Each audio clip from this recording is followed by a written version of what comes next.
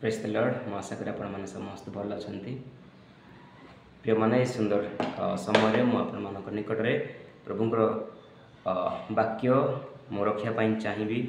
ଏବଂ ମୋ ଜୀବନରେ ଘଟିଥିବା କିଛି ବିଷୟ ମୁଁ ଆପଣମାନଙ୍କୁ ସେୟାର କରିବା ପାଇଁ ଚାହେଁ। ପ୍ରିୟମାନେ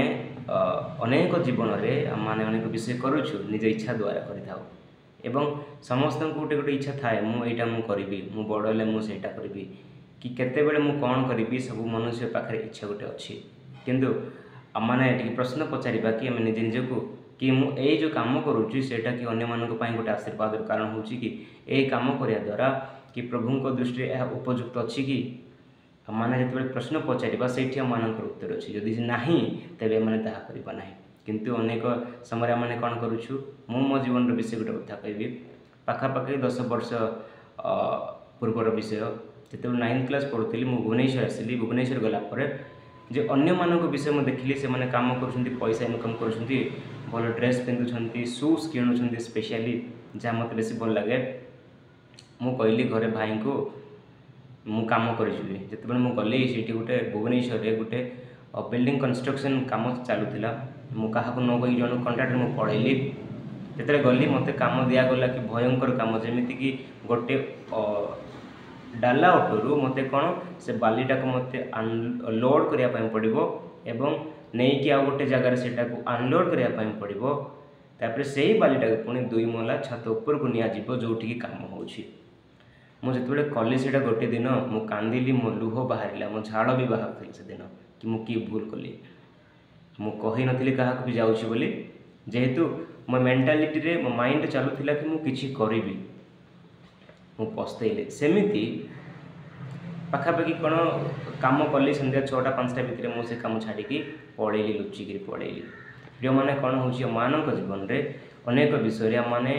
ओनली निज इच्छा सहित आम कौन डिसीजन नौ कि विषय क्या पचारूँ ताद्वारा कौन मैंने कष्ट पाचु दुख पाथो आम कौन करवा आम प्रार्थना करवा प्रभु को पचारिबा किंबा